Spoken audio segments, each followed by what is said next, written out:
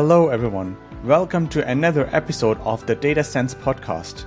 This is the show where you learn from technical and business leaders how to use data to connect your business with data and develop your own sense to drive your business forward. Today, we have Mark Freeman. Mark is the founder of On the Mark Data, where he creates data content to teach people and share interesting work from brands. Welcome to the show, Mark. Mark, you are massive on LinkedIn. And just before we get into your... Growing? just before we get into your background in data, I just want to basically offer a standing ovation on your memes. They are absolutely amazing, and I think you're doing a really great job on that.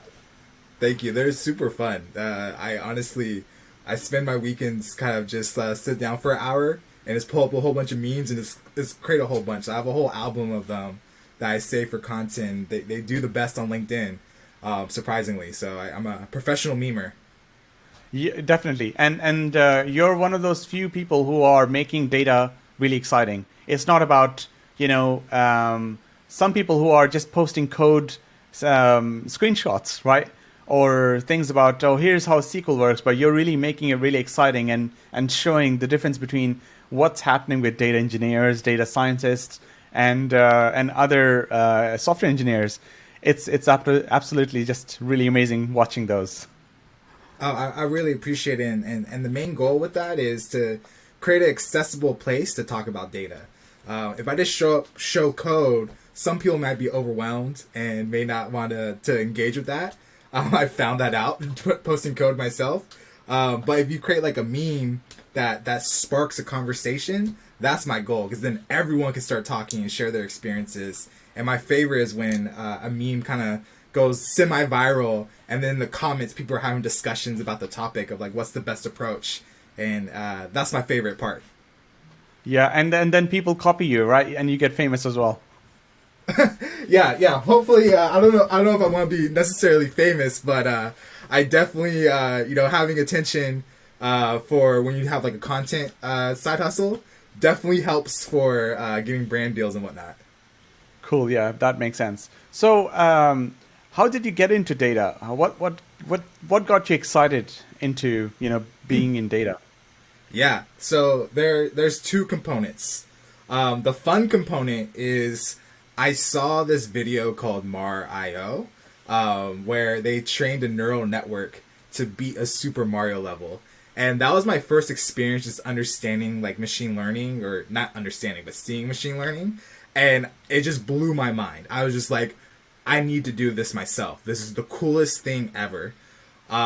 And so that's what kind of like sparked it, and was like that sparked it. The catalyst was also, I was in grad school at that time, and I've talked about this a lot before, where I thought I was gonna be a doctor. I was planning on going to medical school. I did my master's at Stanford Med, specifically to make me more competitive for medical school. And then I realized I hated grad school. Like, this was just not the right fit for me at all. I loved the topic I was learning, and it exposed me to R, stats, clinical research, public health modeling, and I found that I just got obsessed with that. And so, on top of the Mario kind of sparking my interest, the sustained interest was just showing where I was spending like 20 hours a week on top of my classes, getting up to speed in statistics and R. And then even after graduating, during my commutes on the train, I was teaching myself Python, and then, trying to get into data science that way. So that's quite interesting. I had something similar as well. I basically studied maths and physics at university level, and even when I got into it in the first year, I realized that actually maths and physics, this is too abstract. This is not something I like. And I mean, I am a technical person, right? But I was like, this is a bit overly like abstract that even it's too much for me, right? And then even in those days, I used to still develop apps, experiment with C#, scripts, and making simple apps here and there, small projects. And I didn't realize that actually I like programming more, and that's what my career is, right? It just didn't dawn upon me that this is what I need to be doing. This is what I love doing. I thought that actually, you know what, I can't be doing programming for some odd reason. But yeah, this was something similar where studied something else in university and then got into initially software engineering and then afterwards got into data engineering. So yeah, and here I am right now. So it's quite similar in that sense. Yeah, no, it's always I've found that when you finally are able to let go of what you perceive to be your true path and you just go with your interests, some great things really happen. Me trying to pursue medicine, I pursued it way longer than I should. And that was a painful process. And the moment I kind of let that go and really pursue my interests, oh man, I've been running, I've been sprinting ever since. It's just been fun. Yeah. Yeah, that's it. And no one, and you can really compete basically with lots of people, and yeah, so it's the competition is much easier because you can handle it. You know, this is my passion, right? So Yeah. you can really take it further, basically, and you have taken it further. So it worked out really well. What would I say is what's your what problem do you experience currently? I mean, or not problem, I would say probably what challenge do you experience with data currently, or Yeah. technology? Yeah, so for context for others, I have my day job, and then on the mark data is kind of like a side thing, and I think that's really important because I want to be invested in actual like real world data workflows, and then use my content to really explain what I'm learning. And I think the biggest thing I'm being challenged with at my job is making the connection between raw data that's generated in the product, which is designed for being in a product, Hmm. and transforming it into a way that's easy to use for analytics and machine learning. And those two data use cases are similar, but very different in their structures and how they're Yeah. processed and what's important. And so making that translation between the two, between the engineering side and the product side, and then the data science side, it's really hard. I shout this all the time. Chad Sanderson is probably one of my favorite people talking about this right now. Of like this lack of data modeling, the challenges of the modern data stack, and really treating data as a product to connect the two. That's the biggest challenge I'm having, and I feel like a lot of people are having similar challenges where they're coming to terms with the lack of their data quality for what they want to achieve. Yeah. Um, and the other thing is that with that, what happens is there's so many things that can go wrong, or so many things, so many different, I guess, steps that you have to do right to achieve that, data for machine learning, and then building models, that are accurate, and then building models that are accurate as well as actually saving money for the company or making money for the company. So going from just raw data, product level data, or whatever that is, be it CRM, be it any of that kind of data, and then processing, data engineering part, cleaning data part, filling the gaps, having large enough data, and then getting to the point that training a machine learning model, optimizing the model itself, and then going into developing that model, getting the right sort of accuracy, and then making sure that the accuracy actually reflects, because it could be that the accuracy is only good for the trained data, right? Yep. You have to test it with real data, real life data, and then you have to basically see if actually that makes money or not, right? That actually saves money for the company or not. Or time, right? And that's a huge, I guess, a huge It's a journey. It's a journey. journey because Yeah, you journey. can't That's the word. Yeah. you can't just jump in and do ML No. or Yeah. even analytics like basic counts. You have to slowly build up that infrastructure to do it properly, and that infrastructure requires business buy-in. And so Yeah. it's easy to get the buy-in saying like ML can offer this, but then you Yeah. can't actually execute on it. But if you say like I want to improve our data warehouse, like that's a much harder sell. It's less quote unquote sexy, and Yeah. in the words of the classic HBR article we always reference. Yeah. But one thing that makes me really excited about my current role is that they didn't start off with saying we're gonna do all this ML and we're gonna just make it work, right? They instead really focus on the business use case and the product, and like how does data complement that? How does analytics complement that? And we've been slowly building wins and business use cases to make the journey to machine learning in a way that's like kind of like the greats in our tech industry. And so I think a lot of people focus on like the Googles or the Facebooks, Airbnbs, like these large companies are very data mature, but the majority of companies are not there. They're on a much earlier stage and a few steps above. Yeah, and that's the same sort of problem that I experience with the companies that I deal with. So what happens is that, but you know, some companies actually realize that, right? They realize that it's a huge journey to go from data, raw data, to actually machine learning, and have that machine learning actually save money or do something valuable, right? And then what they do is they know they can't get there so quickly, or they don't have the talent and they don't have the expertise to be able to deliver.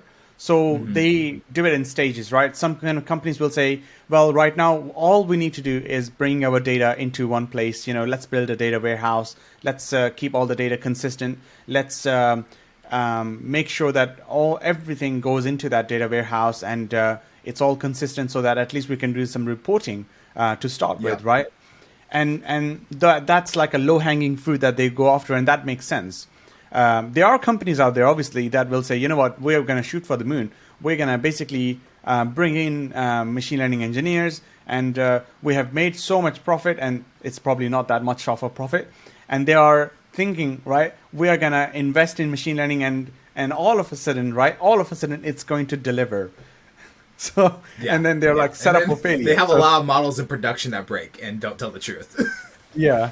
So, and obviously the other thing is that with models in production, when they're on the cloud, the thing is that you need to understand how they scale as well, right? You have to deliver for scalability as well.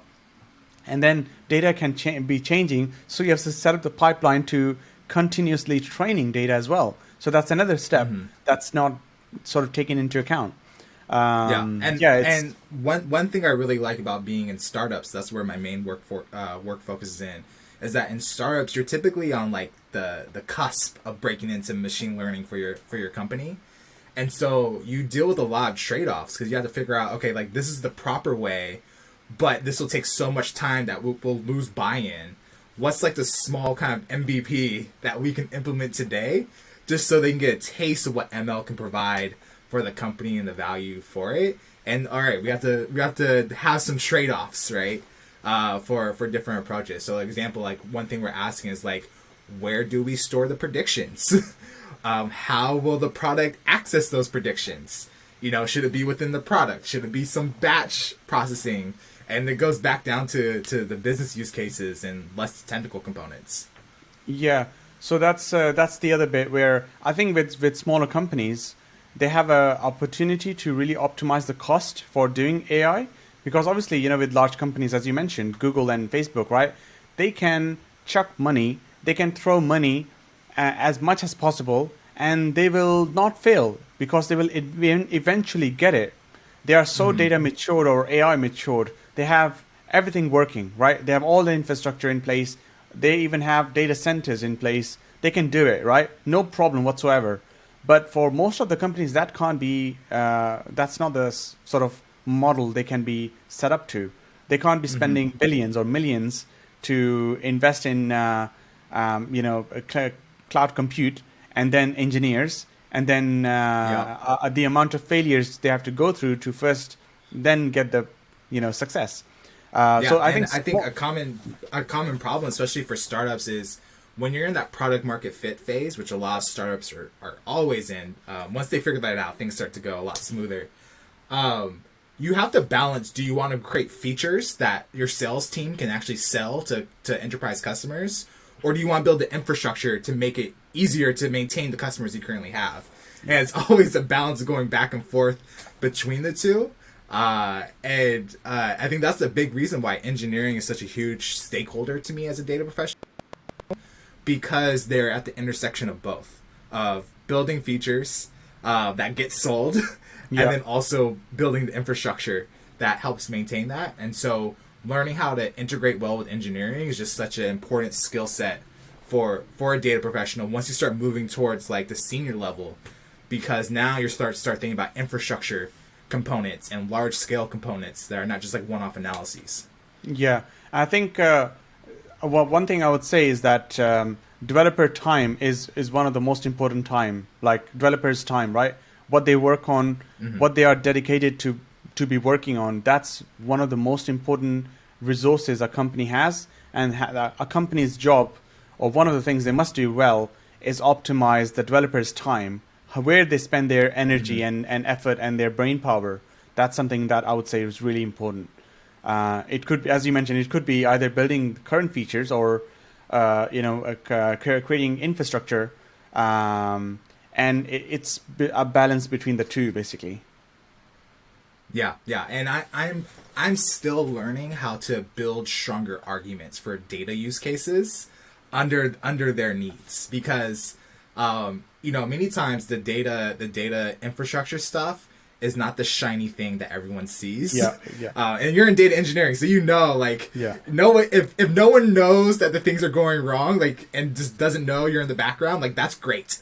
If they know things are breaking, that's a bad time, right? And so trying to figure out how to build those use cases where like the business clearly understands the value of having quality data, it's an uphill battle at first as you educate the entire org of like what value and what opportunities this will provide. I can share an insight on that. So one way I do that is basically I don't even talk about the tech, right? I won't even mention why one technology is cooler than the other. All I would mention is the amount of time it takes to implement something, and the cost of implementation, and the scalability. Because the thing is that with obviously with this serverless technologies, one thing I found is, and you probably have seen as well, that with serverless technologies, what happens is the cost is also scalable, right? The whole idea of serverless is that it's easily scalable. If you all of a sudden one day have a million users log in on your application, that will naturally just take care of itself. That's the promise of scalability serverless, right? But the thing is that the cost is also scalable, and the cost is not a linear. It's like an exponential increase. So the way I convince people is that look at this cost right here, right? We have this sort of technology set up, and the cost is this. It's going to go up to this, or you can have this set up, right? We can engineer this, and the cost will be stable. Which one do you want, right? And they're like, what? Yeah, we want the stable one, right? We don't want, because it's pretty straightforward. They don't care about what the technology is. They just want to save money, right? Spend less time on something, and developers' time as well. Optimize for developers' time, what they're doing, not wasting too much time on something, right? Definitely, that's super interesting. I think that highlights kind of like the early mistakes I was making that my manager helped me navigate. Was that I would go to engineering talking about the tech stuff, and that just does not land well with people, business stakeholders, even engineers. Yeah. Because if I stick to the data domain, they're gonna be all ears because like that's just not their expertise. If I start going to the tech stack and the implementation, that's where their expertise is, and I'm gonna lose them there because they're gonna go like, well, why can't we do this and why can't we do that? Which is great for feedback, but not in the buy-in stage. Yeah. So that's it. But basically, to get you have to. The way I try to approach it. Recently, we actually saved one of our clients 10,000 pounds a month, and that's basically just analyzing their cloud infrastructure, right? And we basically we got that cost down to 10K, and that's basically 120K a year. If we don't touch the system, that's going to cost them 120K more. So from that perspective, they're like, that change is good. Do it. And you can hire another person with that and scale your efforts even more. Exactly. Yeah, that's it. So no, that's super interesting. Yeah, I'm still learning because especially like the pricing component, it's definitely harder in startups Yeah. to figure out the pricing because everything's just so unknown. You don't Yeah. have the historical data Yeah. as easily. So one thing is that one thing I've sort of got into now in my early sort of career, I never got into this sort of algorithm cost calculation, right? Like if you have this much data and you have this algorithm, how much does it cost, right? Because if it's running on local computer, you can't really measure electricity, right, on of that computer. Yeah. But now that we are on cloud, everything is like built right to the second, right? Built right to the invocation of this function or something. So for that, what we need is we do need to calculate the cost of the algorithm itself, and that's where you get into the big O notation diagram and figuring out, okay, well, if we have 5 MB of data, right, and it's in this structure, this data type, it gets processed by this sort of algorithm. What is the cost, right? And the cost, you have to sort of understand. It's going to be different for each different cloud service, but then you can sort of have it gives you like, what, we will take this various much levers. Yeah. So you can obviously use cloud cost optimizer, not optimizer, like calculator, to see the cost. Yep. And then see the cost of the data itself, 5 MB, this algorithm, this data type. Obviously, with, say, if you're in Python, right, dictionary is better than Yep. if you're using a list, right? So you have to Yep. think of that, like, okay, dictionary is this much times better, or it should naturally take this much longer or shorter to do, based on whichever data type you're using. And I think that's the next sort of phase of things, where in order to optimize the cost on the cloud, you have to look at the the algorithm cost, basically. Definitely. I think one thing that this kind of reminds me of, I imagine you probably read this book, Building Intensive Data Applications. Yeah. It was like one of those fundamental data engineering books. I haven't finished it yet, but in the beginning chapters, they provide a use case for Twitter, of like how do they manage surfacing the timeline, because you have two different populations. You have the people who are like influencers with millions of viewers, where if they send something, it creates a huge load on the system. And then you have the people who are consuming it who don't have that much content. And so how do you surface that data through a system? Yeah. Super fascinating. I think it ties into like this cost component as well. And so all this stuff is what's been driving me away from data science and into data engineering, especially being in startups, because I think all the value really is in data engineering. For not all the value, a good chunk of early value Yeah. is available within data engineering for startups. And so a lot of my work now is like really empowering the data science folks on my team. I'm just constantly asking what's broken for you, and like how can I 10x your work and make your life easier. And it's just been super fun. Yeah, and I think you mentioned a really great point. Data engineers are the cool people, not the data scientists. So it's basically, I'm switching to the dark side. yeah. Well, welcome.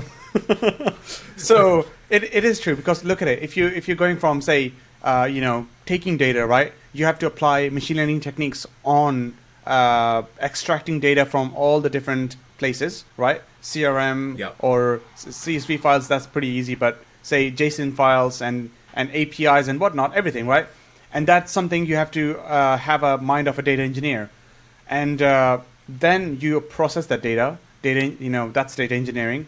Cleaning the data, that's data engineering. Pushing the data on the cloud, setting up the cloud infrastructure, that's also sort of data engineering. And then the last bit is optimizing the model. That could be data science. Although there's other bits that data scientists cover. But yeah, I think the cool people are the data engineers. So one thing I advise to companies is that if you want to get into machine learning, right, or data, the first thing you need to do is hire a data engineer, not a data scientist, because you need to basically clean the data, bring it into the format of what a machine learning model can actually take, right?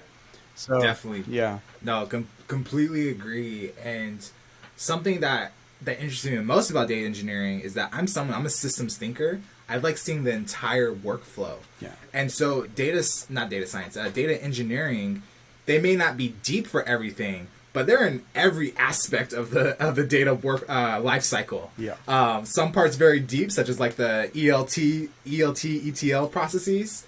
But even down to like how do you surface this data back into the product? Like they touch everything from ingestion to like surfacing and everything in between. And that's the super fun place for me. Yeah, that's true. So, you mentioned about the problem, about, you take the data from the product itself, right? Raw data, and then take it all the way to the machine learning side, that whole journey.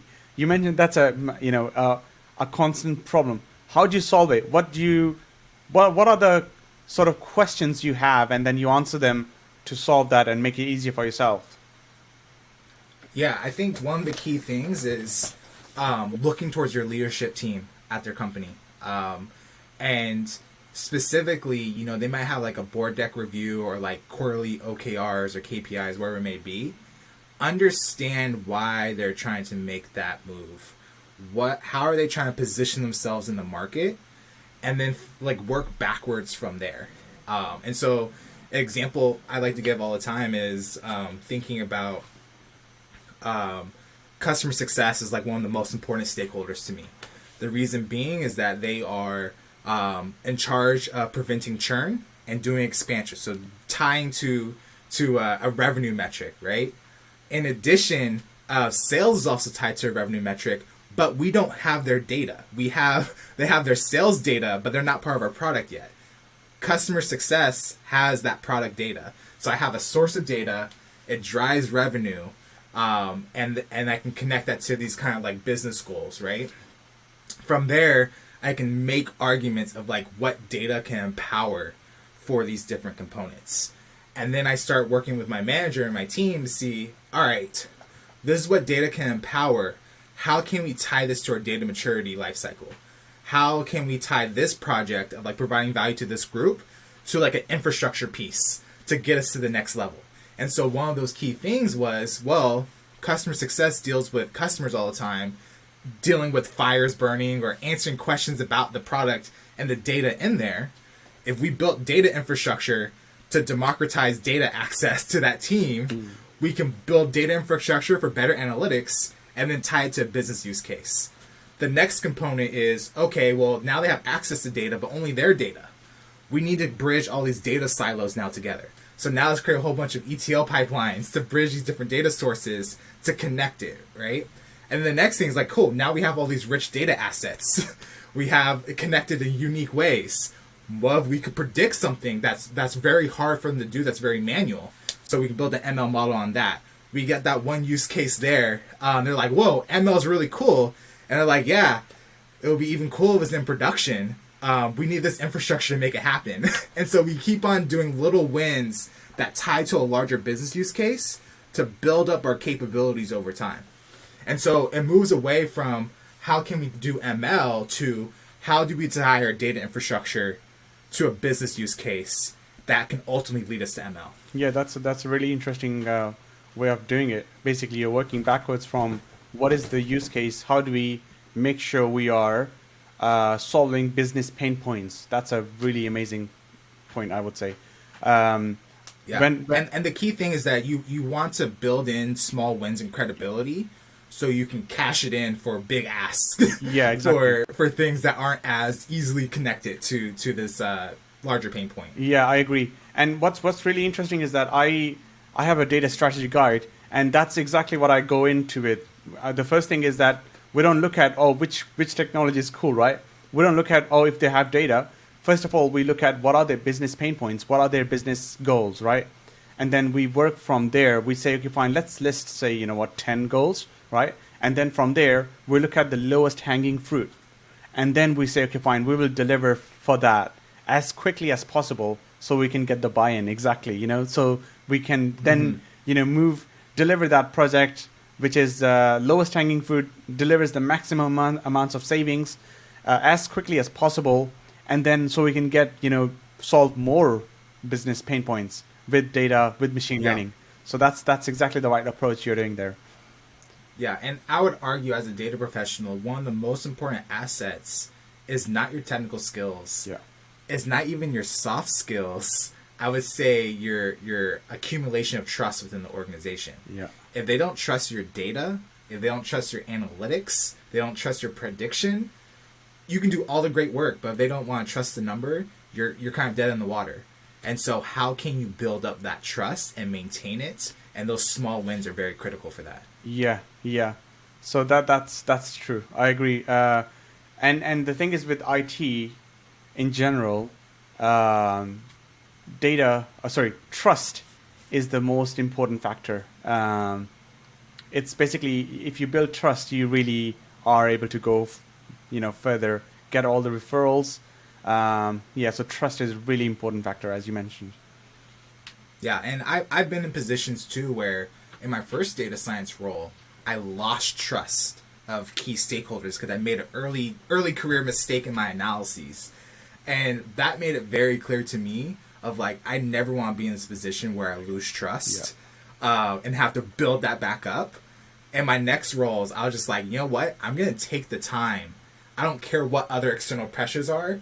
If it gets in the way of me maintaining trust in my stakeholders, I'd rather them be mad at me for taking longer than be mad at me for giving the wrong results. Yeah, I think that's really great.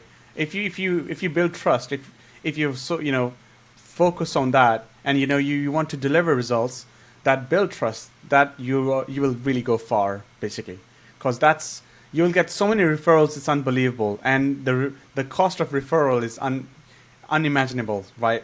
The amount of money you will save. I imagine you're in consulting, correct? So I imagine that's like that's extremely hard to build up that referral because I with On the Mark data before I decided to pivot towards mainly content, I was trying to do a little bit of consulting.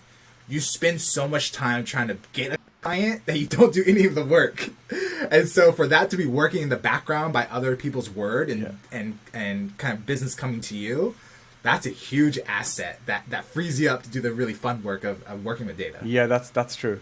I agree. That's exactly it, basically. So what do you advocate? What's something that's not happening right now, but should happen in data or IT? Yeah, I'm gonna be very careful with this because there's a lot of hot debate with this, and I'm coming from the place of still learning. Because I am transitioning to data engineering, but I'm not fully there yet. But I think a trend that I've been seeing is it can kind of be the same, but they're a little different. Is one, data modeling. There's a huge lack of data modeling because there's such a huge rush to machine learning and just trying to build something really quick and having these data lakes that are like now data swamps. That's one component, and then the other component. Blanking right now. Data modeling. Treating data as a product. I think that's something, and they kind of go hand to hand, is that I think one question I always ask organizations is that, do you view your data as a resource or do you view your data as a product? And the reason why I ask that is that if it's a resource, it's not clear to the company of how this is an asset that can grow and be a strategic advantage. They're just using it to answer questions, and that is not this bigger purpose. If the data is treated as a product, now it has like various like metrics tied to it. It's treated and watched really well to say like how many people are using this, how is it being used, is it properly used, right? And it's kind of held at a higher class citizen within the organization, so that it can be essentially, how can I put this? Trying to keep it high level, not to go too deep in this, but treat it as an asset rather than a resource. And I think I just kind of repeated myself, so probably need to edit this a little bit. But I think those are the two things. And I think one of the quickest ways to treat your data as a product is through data modeling. Having a very clear understanding of how your data is structured and organized through the various stages of the data lifecycle. Because if you have a clear understanding how it's organized, you know what to expect, what data quality to have. And this is the key area that I've just been diving into now lately. Is just I think data modeling is a catalyst within the data organization, especially within data warehouses. Because that's kind of like the focal point where a lot of things are moving, where we have a lot of different data sources not coming from one area, but a multitude of areas into one source. And having a proper data model to manage that and to grow and to build data assets for machine learning, for analytics, I think that's a competitive advantage that I think many organizations need to get on top of. Cool. That's really interesting. We did a project with the Ordnance Survey, and I remember obviously Ordnance Survey is a maps company in the UK. It's like they create the best maps, and they're so detailed, and it's unbelievable. And the thing is that they've gone through their digital transformation, right? Everything is on the cloud. Their data is on the cloud as well. However, the data is not optimized to be on the cloud using the cloud native tools. So now they're working on that, and because of that data moving right from one place to another and getting enriched, I saw that they had like 50 checks on just data quality. They had so many checks for data evolutions, because obviously schema evolution. Sorry, schema evolution. So Yeah. schema evolves. More fields are added. How do you keep track of that? And then how do you keep track of what data has been processed by which script, by which stage? That's so they were taking care of so many things that if something goes wrong, they can repeat it and not have duplicates and not have some data gone missing, and not have something where something is lost and no idea where it is, and we don't know, and we have to sort of restart. All of those weird questions that come up if you're not managing your data properly. I was impressed. That's exactly what I'm dealing with right now, and trying to build the infrastructure Yeah. to put some guardrails on this. Because there's been so many times where I'll create a ticket for engineering and be like, hey, I see this data quality issue. And when we dive into it, you're like, oh, never mind. That was my bad. I made a transformation at this step and it was hidden in a different script. The data's okay. This is my mistake, right? And so being unable to really connect that, have that data lineage, is a pain that I'm dealing with that I have caused myself. Yeah, so that's it. That's something where one has to sort of, if you're creating an infrastructure, that's a massive amount of work, and that's something. Yeah. Yeah, it's like it's really important, but it depends on the organization, because some companies may not see the value because they're saying our data is not that big, right? Why do we need this? Why do we need the rails when we don't even have many trains? Yeah. Ooh, I like that. I like that that analogy. But for a large company, and I would argue. Oh, go ahead. Yeah, I was just gonna say, for a large company, it does make sense. You have to have those rails in place. And the argument I make is when I get that kind of like pushback of like, well, why now? Like the biggest thing I always get is like, this sounds great and we agree, but we have so many high priority things that this is just like on the lower list, right? How do I move it higher on the list? Two things: decouple it from engineering. Yeah. So how much of this can we do inside the data team? Because engineering time is very valuable. Dev time, like you said, is very valuable and spread thin. There is a roadmap, and they have things planned out for months. Yeah. So to get on that roadmap is very difficult. So if you can manage as much as possible without needing to go on that roadmap, that's amazing. But then the second thing is tying it to immediate pain points. And so if we just focus on the pain points of the data team, we're a small team in a larger org. But if I can tie it to a large team making business impact, where I'm like, if this data is not clean, this dashboard that this team uses to make money is inaccurate and causes more problems, it becomes a different conversation. Yeah, I agree. It makes sense.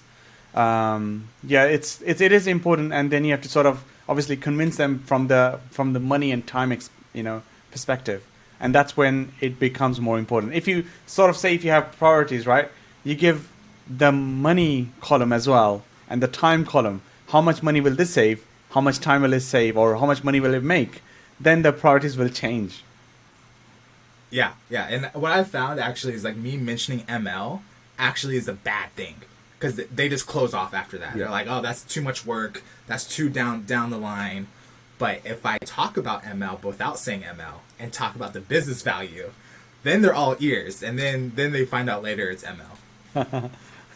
Yeah, that's quite interesting. Yeah. Cool. So that brings us almost to the end of the podcast. Mark, you basically have content on LinkedIn. So you're big on LinkedIn, and you also have the website onthemarkdata.com. And Yep. you're building up data, you're building up content on that. And you've also recently started a YouTube channel. Um, so Yes. we can follow you on YouTube, and definitely follow on LinkedIn. You're big on LinkedIn, and Yep. I'm trying to be on all the platforms. So right now I'm on LinkedIn, but I definitely want to get my TikTok started to put all those memes so people can binge them, especially on Instagram as well. I have plans for a lot more YouTube videos, and also I have a lot of blogs. So the goal is to kind of like my content strategy is to create a key piece of content, so like a large blog or a video, and then from there create kind of complementary content, whether it's on LinkedIn, TikTok, little shorts of like the key information, and just build a whole bunch of content as much as possible, with the goal of just like teaching people cool things about data and getting them excited about data the same way that Mar.io got me excited. yeah, that's really cool. That's good luck with that. With you got your content strategy for LinkedIn really worked out. So I hope you got it worked Yep. out for TikTok as well. Yeah, trying to expand. That's the name of the game is expand and then get to your own platform. Because people talk about how these platforms are rented audience versus audience that you own, right? So figuring out how to funnel people to the website, but to get people to the website, I have to provide value on the website. So it's all a learning process on the solopreneur kind of journey. Cool, perfect, awesome. So that brings us to the end of the podcast. Thank you for being on the show, and we'll I see. had a blast. All right, see you guys in the next episode. See ya.